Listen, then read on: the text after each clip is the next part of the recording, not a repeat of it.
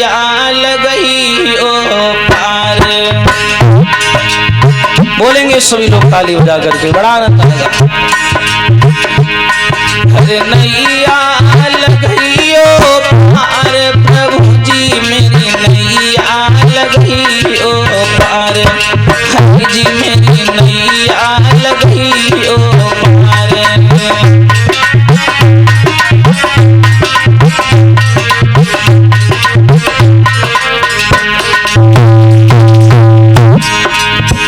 ये भागवत कथा का प्रथम दिवस है। इस बेला का हृदय से सम्मान करते हुए बिना किसी छल के, बिना किसी कपट के सम्मानजनक तरीके से भगवान की पावन चर्चा का शुभारंभ करते हैं। और सभी लोग गुनगुनाएंगे, बोलेंगे सभी लोग। हरे नैया लगई ओ पार, प्रभु जी मेरी नैया लगई ओ पार, हरि जी मोरी नैया लगई ओ पार।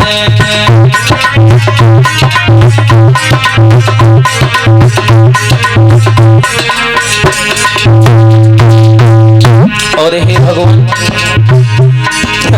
गहरी नदिया नाव पुरानी,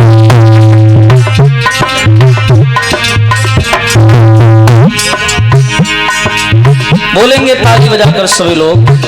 इससे उत्साह और बढ़ता है और कथा सुनने में और हमें सुनाने में भी आनंद आता है ना। ये गहरी नदिया नाव पुरानी,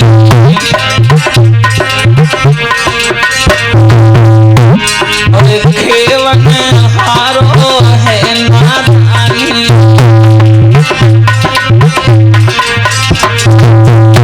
अरे खेवन हारो है नादानी। इसीलिए भगवान हरे खे लगइयो पार, प्रभु जी मेरी नैया लगइयो।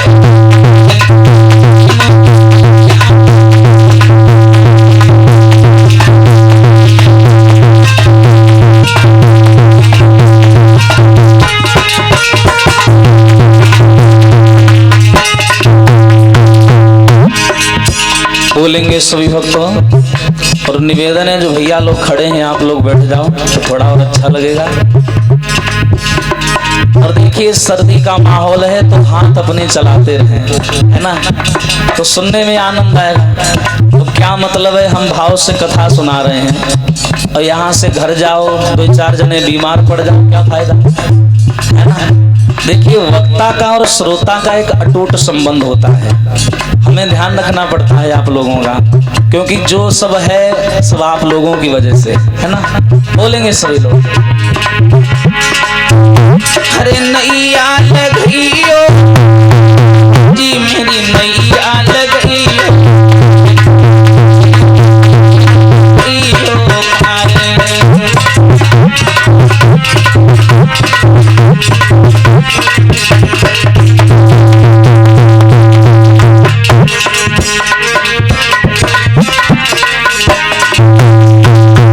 और देखिए भैया संसार में ऐसी लाखों नकारात्मक ऊर्जाएं हैं, नकारात्मक चीजें हैं जो हमारे और आपके इर्द गिर्द घूम रही हैं, जो हमें और आपको परमात्मा का भजन करने से, उनके बताए हुए सद्मार्ग पर चलने से हमें रोकती हैं।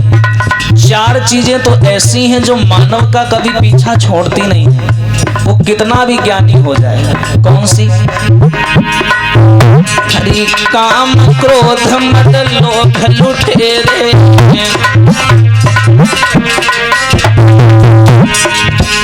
एक काम, दूसरा क्रोध, तीसरा मद और चौथा लोभ। ये देखिए काम ऐसा है ना, ये समाज से आपका सम्मान छीन लेता है। काम समझ सकते हैं, काम का मतलब होता है वासनाएं, गंदी सोच। और दूसरा है क्रोध। अगर समाज में सम्मान पाना है ना, एक सच्चे और समझदार इंसान की यही खूबी होती है कि वो क्रोध ना करे। एक पल भर का क्रोध हमारे आने वाले भविष्य का निर्माण करता है, बर्बाद भी कर सकता है। और दूसरा है मद। मद का मतलब होता है अहंकार, अभिमान। देखिए, जो भी हमें संसार में इन चक्षुओं से, चक्षुओं मतलब ये व्याकरण की निगाह से देखा जाए आंखों से, जो भी हमें संसार में नजर आ रहा है सब नष्ट होना है। सूर्य उदय हुआ है तो अस्त भी होगा, फसल बोई गई है तो काटी भी जाएगी। तो अहम कभी मत करना, अभिमान मत करना। और चौथी चीज है लोभ। लोभ का मतलब है लालच। जितना मिल जाए उतने में राम नाम बोलो और आनंद से रहो, कभी अभिमान ना करना। ये हमारे पास में हरे काम क्रोध मद लोभ तेरे,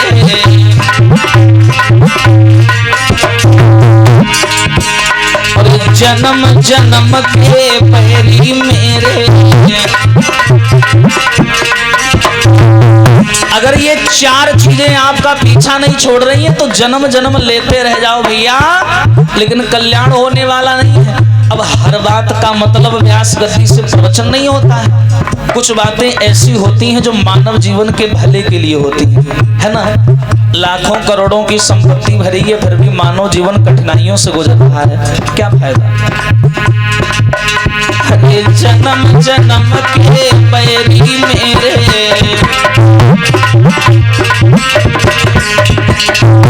लेकिन इन चार चीजों से हम स्वयं अपना पीछा नहीं छुड़ा पाते।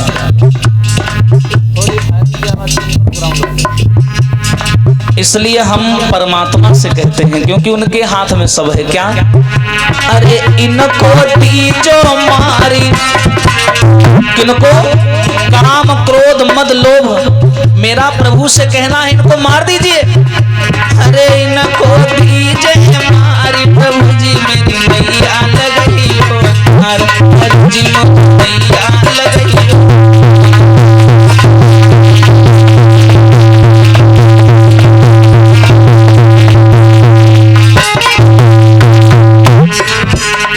इनको मार दीजिए। वो सब लोगों ने सुना होगा, मन की तरंग मार लो बस हो गया भजन, आदत बुरी सुधार लो बस हो गया भजन। देखिए, भजन का व्याकरण और आध्यात्मिक अर्थ क्या है। भा माने भाव, जा माने जमता रहे, है ना। ना माने कभी जाए ही ना, कभी जाना नहीं चाहिए। आपके अंदर से भाव नहीं जाना चाहिए, वही भजन है जहां दूसरे की भावनाएं जुड़ी हो। समझे? अरे नैया लगी हो पार, प्रभु जी मेरी नैया लगी हो पार।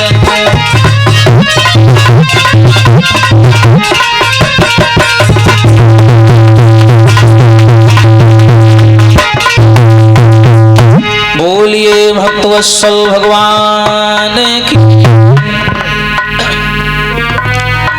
भागवत का प्रथम दिवस